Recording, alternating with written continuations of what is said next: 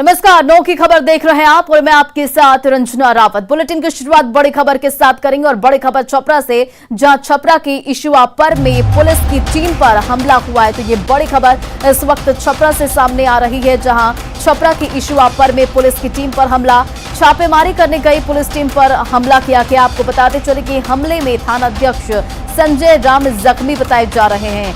ये भी खबर सामने आ रही है कि शराब की सूचना पर छापेमारी करने गई थी टीम और मौके पर पुलिस के सीनियर अधिकारी पहुंच चुके हैं। तो ये बड़ी खबर आपको छपरा से बता रहे हैं और इस पर अधिक अपडेट के साथ हमारे संवाददाता संतोष फोन लाइन पर जुड़ गए। संतोष, सबसे पहले ये बताइए कि इस हमले में जो पुलिस जख्मी हुए उनकी हालत इस वक्त कैसी है? देखिए, संजय राम जो है वो इशुआपुर थाना के थाना प्रभारी है। उन्हें गंभीर चोटें आई थी, जिन्हें सदर अस्पताल में भर्ती कराया गया था, लेकिन अस्पताल से उन्हें छुट्टी मिल गई है और उनकी हालत अब खतरे से बाहर है। लेकिन जिस तरह से इस घटना को अंजाम दिया गया, उससे कहीं ना कहीं पुलिस जो शराब माफिया हावी हो रहे हैं पुलिस तंत्र पर, उसकी एक तस्वीर नजर आ रही है। मैं बताना चाहूंगा कि इशुआपुर के नटटोली में शराब की सूचना मिली थी, जिसके बाद पुलिस की टीम वहां पहुंची थी और घरों की तलाशी लेनी जब शुरू की गई तो उसमें एक शराब तस्कर जिसकी पहचान की गई, उसे पुलिस ने गिरफ्तार कर लिया था। उसको छुड़ाने के लिए पूरी पुलिस टीम को घेर लिया गया वहां पे शराब के जो कारोबारी है उनके द्वारा, और थानेदार पर रॉड से हमला किया गया। हालांकि थानेदार ने संयम से काम किया, उनके पास पिस्टल भी था, वो हमला भी कर सकते थे, लेकिन उन्होंने संयम से काम लिया और स्थिति को काफी टैक्टफुली वहां से निकाल करके उनको सुरक्षित लाया गया थाने पर, जहां से फिर अस्पताल में ला करके उन्हें भर्ती कराया गया। इलाज के बाद उन्हें छोड़ा गया है। तो कहीं ना कहीं कहा जा सकता है, जो शराबबंदी के बाद जिस तरह से पुलिस के ऊपर दबाव है कि शराब को पकड़ना है, तो जिन इलाकों में शराब की बिक्री हो रही है वहां पे एक संगठित गिरोह काम कर रहा है और वहां पुलिस को जाने में भी खतरा को महसूस करना पड़ा। आप समझ सकते हैं कि किस तरह से जब पुलिस पूरे दल बल के साथ गई थी, वहां पे करीब 15-20 की संख्या में पुलिसकर्मी थे, उस पर हमला कर करके और थानाध्यक्ष को जख्मी कर दिया गया। तो आप अंदाजा लगा सकते हैं कि शराब माफिया जो है किस तरह से उनका मनोबल बढ़ा हुआ है, जबकि बिहार में पूर्ण शराबबंदी लागू है। जी, चलिए, इन तमाम जानकारियों के लिए बहुत बहुत शुक्रिया संतोष।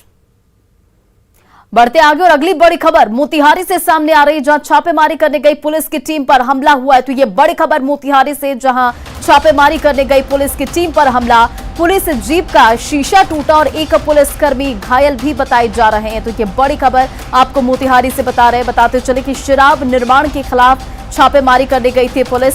एक धंधेबाज गिरफ्तार और 5 नामजद और 50 पर अज्ञात पर एफआईआर दर्ज किया गया है। मोतिहारी के बंजरिया के खड़वा मुशा टोली में यह हमला हुआ है। अधिक अपडेट के साथ हमारे संवाददाता मुकेश फोन लाइन पर जुड़ गए। मुकेश, इस पूरे मामले पर क्या कुछ अधिक जानकारी?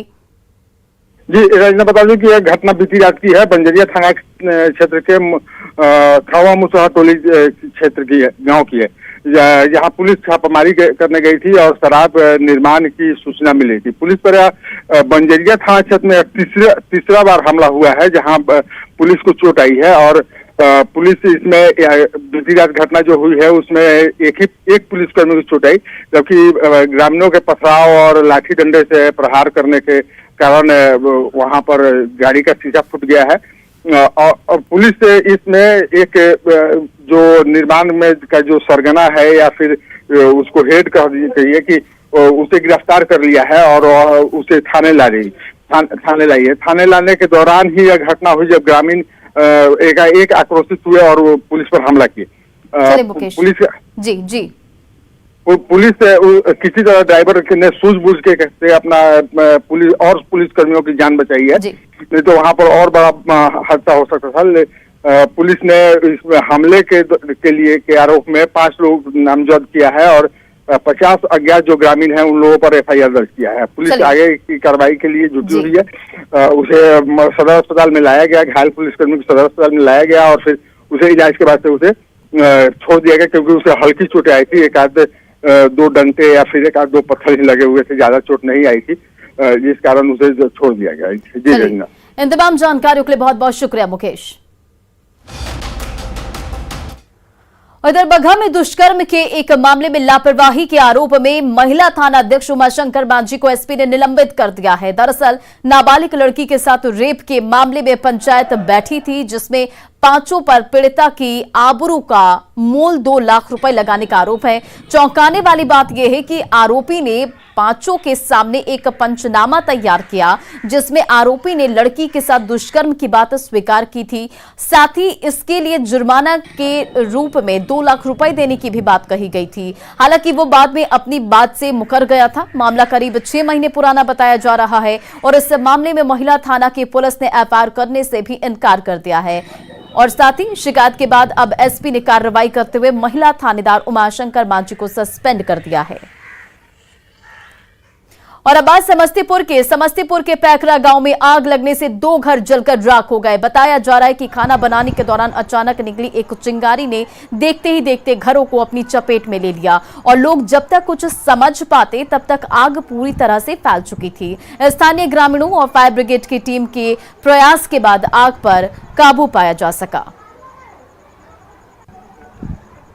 और अगली खबर पटना से, जहां पुलिस भवन निर्माण विभाग के ठेकेदार के सरेआम अपहरण का प्रयास किया गया। हालांकि सूचना पाकर मौके पर तुरंत पुलिस पहुंच गई और 5 लोगों को इस पूरे मामले में गिरफ्तार किया गया। पुलिस ने एक स्कॉर्पियो गाड़ी को भी जब्त किया है, जिसमें ठेकेदार को अगवा कर ले जाया जा रहा था। वहीं रूपसपुर थाना क्षेत्र के अंबेडकर पथ के इस मामले की छानबीन में पुलिस जुटी हुई है।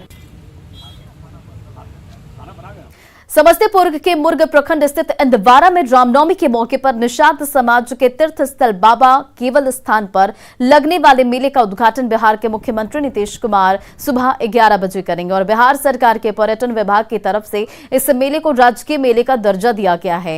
इस दौरान मुख्यमंत्री पर्यटन विभाग की तरफ से बनाए गए यात्री निवास का भी उद्घाटन करेंगे, जिसको लेकर सभी तैयारियां पूरी कर ली गई है। खबर के मुताबिक 5 दिनों तक चलने वाले मेले में देश के अलग अलग भागों के साथ पड़ोसी देश नेपाल से भी लाखों की संख्या में निषाद समाज के लोग पूजा के लिए आते हैं।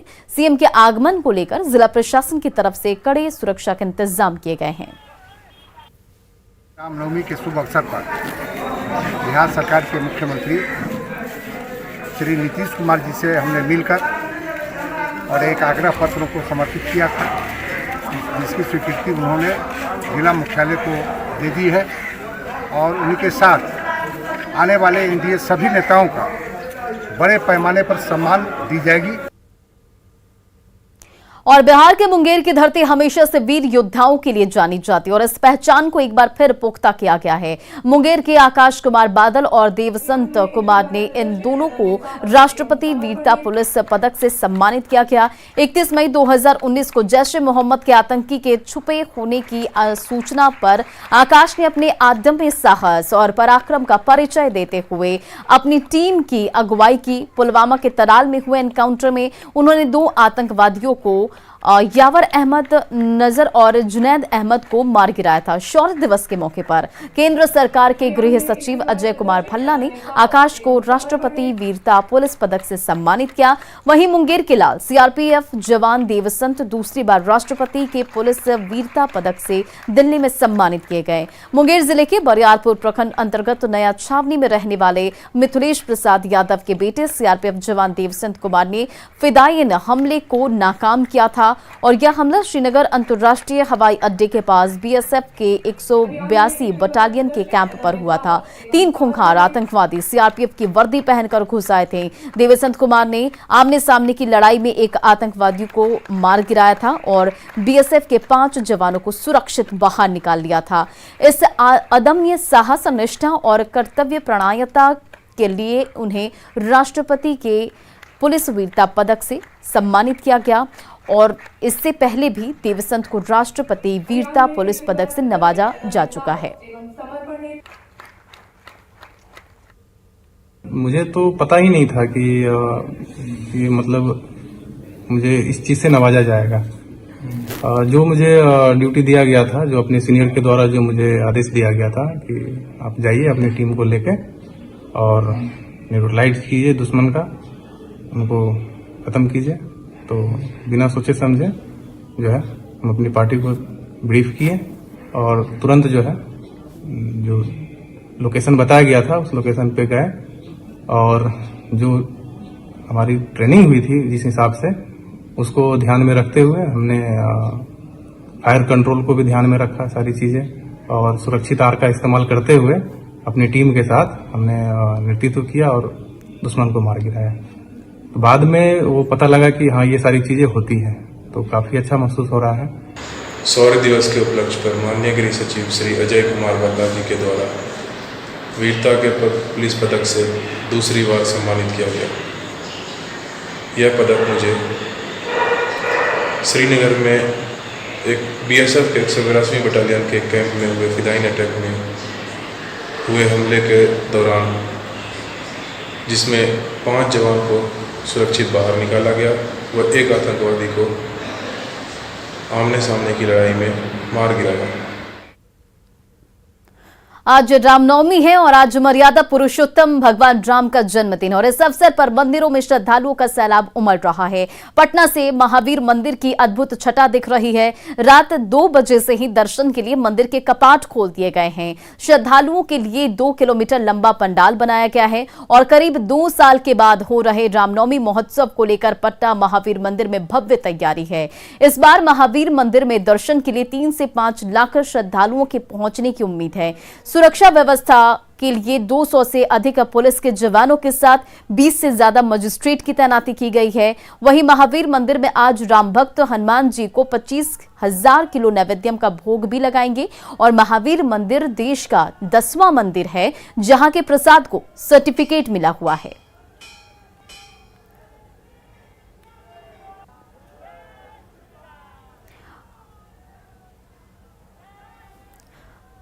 और हमारे साथ एक बार फिर से पटना के महावीर मंदिर से ऋतु रोहिणी जुड़ गई हैं और सीधे उनके पास चलते हैं और रांची से भी हमारे संवाददाता संजय सिन्हा जुड़े हुए हैं। सबसे पहले ऋतु मैं आपके पास आना चाहूंगी। देखिए 2 साल के बाद ये भव्य नजारा दिख रहा है रामनवमी को लेकर, फिर से वो तस्वीरें दिखाइए, कैसा उल्लास का नजारा वहां आप देख पा रही हैं?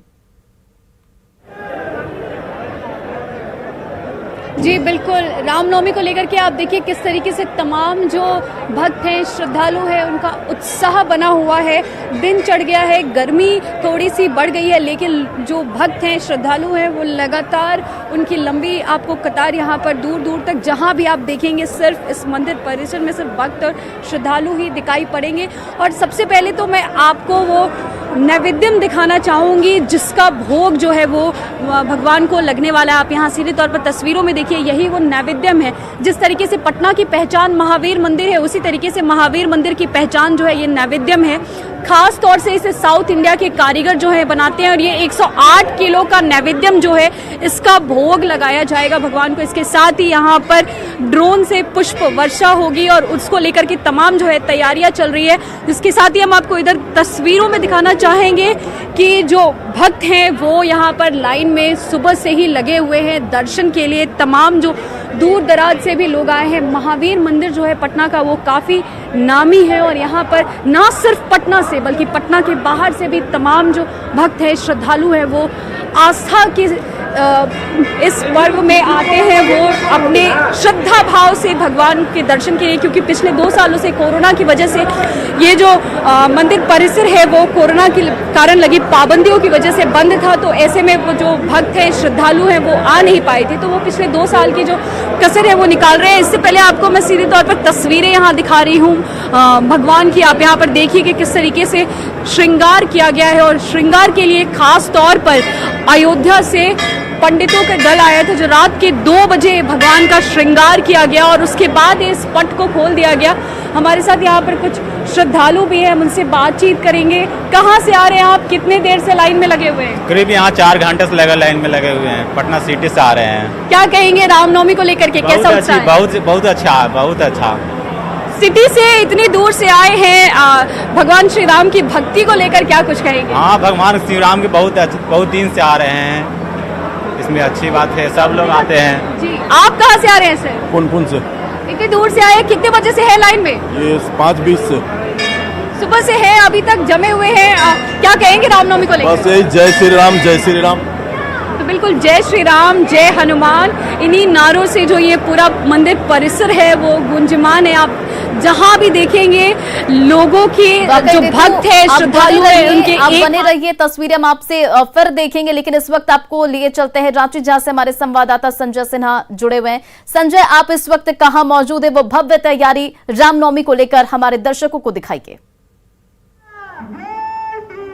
बिल्कुल, हम इस समय मौजूद हैं राजधानी रांची के राम जानकी तपोवन मंदिर में, और आप देख सकते हैं किस तरीके से यहाँ पर जो है भक्तों की भीड़ उमड़ी है। और भक्तों की इस भीड़ में एक छोटे हनुमान जी भी मौजूद हैं। वो हनुमान जी अपने बाल रूप से सबको मोहित कर रहे हैं, और जब जब यहाँ पर जय श्री राम का नारा लग रहा है, बाल हनुमान जी अपनी गदा को उठा रहे हैं। आप हनुमान जी बने हैं क्या? देख रहे हैं कि यहाँ पर आपने बच्चे को जिस तरीके से हनुमान का रूप दिया है, क्या सोचकर? बाल हनुमान जी का रूप आज मैंने इसलिए बनाया क्योंकि आज श्री राम जी का जन्म उत्सव है और राम भक्त ही हनुमान जी थे। और जो बाल हनुमान है वो बहुत ज्यादा तेजस्वी है, बुद्धिमान है, चंचलता उन पे भरी हुई है, इसलिए आज मैंने राम जी के जन्मदिन के अवसर पर इनको बाल हनुमान का रूप दिया है। बिल्कुल, बल बुद्धि चंचलता का नाम ही हनुमान जी है, और ये हनुमान जी भी चंचल है। और देख रहे हैं बेहद खूबसूरत रूप है हनुमान जी का। हनुमान जी की नजरें एक जगह स्थिर नहीं है, लगातार भक्तों को निहार भी रहे हैं। और यहाँ पर भक्तों की भारी भीड़ यहाँ पर देख रहे, लगातार यहाँ पर जो आप जो लगातार यहाँ क्या नारा दे रही हैं आप? श्री राम का नारा दे रहे हैं। हम लोग सब भक्तगण हैं और सुबह 6 बजे से ही यहाँ आए हुए हैं और भगवान श्री राम की पूजा में विलीन है। हम लोग बहुत ही उत्साह में, बहुत ही मजा आ रहा है यहाँ पे, और सब बच्चों को यहाँ बहुत मजा आ रहा है। यहाँ पे सब लोग बहुत उत्साह है और एक ही नारा, एक ही नाम, जय श्री राम, जय श्री राम। एक ही नारा, एक ही नाम, जय श्री राम, जय श्री राम। इस मंदिर का इतिहास 400 साल पुराना है और बेहद ही रोचक इतिहास इस मंदिर का रहा है। हम आपको अंदर ले जाते हैं और दिखाते हैं यहाँ किस तरीके से भक्त जो है भगवान की पूजा कर रहे हैं। और यहाँ भक्तों की जो भीड़ है कतारबद्ध होकर मंदिर के अंदर है, और यहाँ पर श्री राम जो है उनके भक्त हनुमान जी की जो मूर्ति है, प्रतिमा की यहाँ पूजन हो रहा है। और यहाँ पर एक बड़ी रोचक कथा है कि आज से 400 साल पहले एक महंत थे वनकटेश्वर, वो यहाँ पर श्री राम की कथा सुनाते थे, और राम की कथा को सुनकर यहाँ के जो जंगल थे वहाँ से शेर और की धूम। लगातार हम सुबह से पटना के महावीर मंदिर की तस्वीर, और आप भी तस्वीरें हमें लगातार दिखा रहे हैं। ऋतु और संजय, इन तमाम जानकारियों और तस्वीरों के लिए बहुत बहुत शुक्रिया। बढ़ते आगे और पटना स्थित महावीर मंदिर में दर्शन करने आए महावीर मंदिर न्यास समिति के अध्यक्ष और महावीर मंदिर के संचालक आचार्य किशोर कुणाल ने बताया कि महावीर मंदिर में श्रद्धालुओं की भारी भीड़ इस बार दर्शन के लिए पहुंच रही है, और आज 11:30 बजे से परिसर में ड्रोन से फूलों की वर्षा हो गई। भारी भीड़ को देखते हुए मंदिर में सुरक्षा के पुख्ता इंतजाम किए गए हैं। के बाद रामनवमी पर्व मनाया जा रहा है, इससे लोगों में काफ़ी उत्साह है और लोगों में काफ़ी धैर्य भी है। महावीर मंदिर में जो भीड़ होती है यहाँ, ये अयोध्या के बाद देश में सबसे अधिक भीड़ होती है। हमारे नैवेद्यम की बिक्री भी जो होती है वो तिरुपति के बाद सबसे अधिक बिक्री यहीं लड्डू की होती है। और 11:30 से लेकर 12:30 बजे तक 3 ड्रोन से फूलों की बारिश होगी मंदिर के शिखरों पर, ध्वज पर और भगवान राम के विग्रह पर। ये नया प्रयोग हम लोगों ने किया है, इसका भी भक्तों के बीच बहुत उत्साह है। और प्रधानमंत्री नरेंद्र मोदी ने ट्वीट कर देशवासियों को रामनवमी की शुभकामनाएं दी हैं। प्रधानमंत्री नरेंद्र मोदी ने ट्वीट करते हुए लिखा है कि देशवासियों को रामनवमी की ढेरों शुभकामनाएं। भगवान श्री राम की कृपा से हर किसी को जीवन में सुख, शांति और समृद्धि प्राप्त हो। जय श्री राम।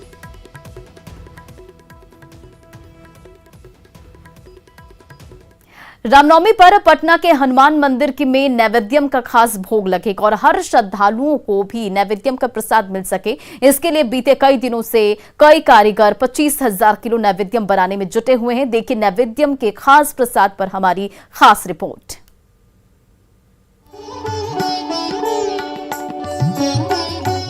पटना जंक्शन से उतरते ही स्टेशन के बाहर आपको प्रसिद्ध महावीर मंदिर दिखाई देता है। ये देश का एकमात्र ऐसा हनुमान मंदिर है जहां एक ही गर्भगृह में हनुमान जी के 2 विग्रह हैं। एक मनोकामना पूर्ण है तो दूसरे दुख हरण हैं। ऐसी आस्था है कि इनमें एक दुख हरते हैं और दूसरे भक्तों की मनोकामना पूरी करते हैं।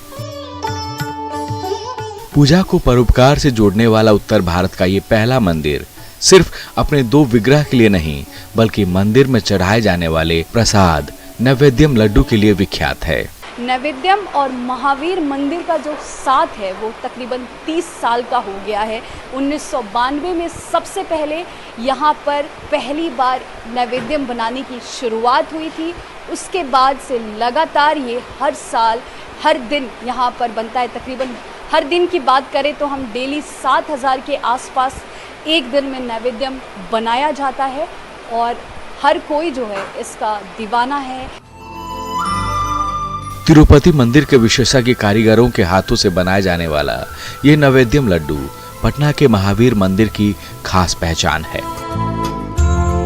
तिरुपति मंदिर के अलावा ये देश का दूसरा सबसे बड़ा मंदिर है जहां नैवेद्यम की सबसे अधिक बिक्री होती है। और उत्सव जब भगवान राम के जन्म का हो तो तमाम तैयारियों के अलावा महावीर मंदिर में नैवेद्यम लड्डू को तैयार करना भी एक अहम प्राथमिकता होती है। कोरोना काल की बंदिशों से बाहर निकलने के बाद इस बार महावीर मंदिर के प्रसाद नैवेद्यम को बनाने की तैयारी जोर शोर से चल रही है। अनुमान है कि इस साल रामनवमी को लेकर 20 से 25 हजार किलो नैवेद्यम बनाए जा रहे हैं। पिछले 2 साल से मैडम रामनवमी नहीं चला था, कोविड के चलते 2019 में चला, उसके बाद तो नहीं चल पाया था। और अभी 2 साल से जब नहीं था, इसके लिए उम्मीद है कि कुछ भीड़ ज़्यादा आ सकता है। इसके चलते इस बार जो है मैडम 20 से लेकर 25 हजार के बीच में हम लोग का टारगेट है जो नैवेद्यम का, उसी को बनाने में हम लोग लगे हुए हैं। पटना के महावीर मंदिर में चढ़ाए जाने वाले प्रसाद नैवेद्यम स्वाद, शुद्धता और पवित्रता का ऐसा मिश्रण है जिसका हर कोई कायल है। भक्त महावीर मंदिर में प्रसाद के रूप में नैवेद्यम चढ़ाने के बाद इसे मिठाई के रूप में घरों में भी रखते हैं। कहते हैं सभी मिठाइयों का स्वाद एक तरफ और भगवान को भोग लगाने के बाद महावीर मंदिर के नैवेद्यम का स्वाद एक तरफ। जिस प्रसिद्ध लड्डू को हनुमान जी को चढ़ाने के बाद आप श्रद्धा से प्रसाद की तरह ग्रहण करते हैं, उसकी गुणवत्ता को उत्कृष्ट बनाए रखने के लिए तिरुपति मंदिर के विशेष कारीगर तो यहाँ अपनी सेवा दे ही रहे हैं। इसके अलावा इसे बनाने के लिए कर्नाटक से घी, दिल्ली से चना दाल, कश्मीर से केसर और केरल से किशमिश और काजू मंगाए जाते हैं। महावीर मंदिर के नैवेद्यम को FSSAI का सर्टिफिकेट भी मिला हुआ है। यह देश का 10वां मंदिर है जहां के प्रसाद को भोग का सर्टिफिकेट मिला हुआ है। बहुत ध्यान से हम लोग करते हैं मैडम। हर 3 महीने में हम लोग इसका सैंपल कोलकाता में एक लैब है, वहाँ पे हम लोग बेचते हैं, जिससे फूड में क्या क्या रहना है, क्या क्या नहीं रहना है। और जो परमिशनेबल लिमिट से भी हम लोगों का कम रहता है, जो इसमें आइटम्स रहना है। और उसी के तौर से एक दिल्ली से एक टीम भी आया था मैडम भोग का, blissful hygienic offering to god का, उसका टीम का, उन लोग हम लोग सर्टिफिकेट भी दिए हैं। आप लोगों का प्रसाद बहुत मतलब शुद्धता और आम दिनों में मंगलवार को तकरीबन 6 से 7 हजार किलो नैवेद्यम रोज बनता है। वहीं रामनवमी को लेकर इस बार 20 से 25 हजार का टारगेट रखा गया है। बीते सालों में रामनवमी पर नैवेद्यम की बिक्री की बात करें तो 2013 में 18 हजार किलो नैवेद्यम बनाया गया था। वहीं 2014 में 22 हजार किलो, तो 2015 में 17 हजार किलो, 2016 में 18 हजार किलो, 2017, 18 और 19 में भी 18 हजार किलो बनाया गया था। और फिर कोरोना के कारण 2020 और 2021 में मंदिर बंद था। ऐसे में इस बार भारी संख्या में लोगों के मंदिर में आने की संभावना को देखते हुए इस बार 20 से 25 हजार किलो नैवेद्यम बनाने का लक्ष्य रखा गया है, जिसकी तैयारियों में विशेष कारीगर पूरी श्रद्धा से जुटे हुए हैं। मैं ये पूछ रही हूँ, आप कैसा लगता है आपको यहाँ पर नैवेद्यम बनाकर, क्या कुछ है ये बताइए। हम लोग अच्छा लगता है, लाइफ सेटल हो गया इधर से। कितने सालों से है यहाँ? 20 सालों। कहाँ से? चेन्नई से है? चेन्नई से पहले तिरुपति से काम करने वाला, अभी वहाँ से तिरुपति से इधर आ गया। इधर आके 20 साल हो गया। अभी हमारा घर चेन्नई में। नैवेद्यम की पहचान मूल रूप से दक्षिण भारत के तिरुपति बालाजी मंदिर से जुड़ी हुई है, लेकिन साल 1992 से पटना में हनुमान जी को भोग लगाने के लिए तिरुपति से आए कारीगरों के हाथों तैयार किया जा रहा है। महावीर मंदिर और नैवेद्यम का साथ अब 30 सालों का हो गया है। खास बात यह है कि बीते 20 सालों से तिरुपति मंदिर के कारीगर अस्थायी तौर पर रहकर यहाँ काम कर रहे हैं। नैवेद्यम लड्डू बनाने में 70% कारीगर दक्षिण भारत से हैं, जो प्रसाद तैयार करते हैं, और बाकी के 30% पैकेजिंग के काम से जुड़े हुए हैं, जो मूलतः बिहार के ही रहने वाले हैं। 70% कारीगरों में से ज्यादातर तो ऐसे हैं जिन्हें हिंदी तक बोलना नहीं आता, मगर उनके घरों में पुश्तैनी तौर पर यह काम सालों से किया जा रहा है। ऋतु रोहिणी, न्यूज़ 18, पटना। और फिलहाल इस बुलेटिन में इतना ही। बने रहे आप न्यूज़ 18 बिहार झारखंड के साथ।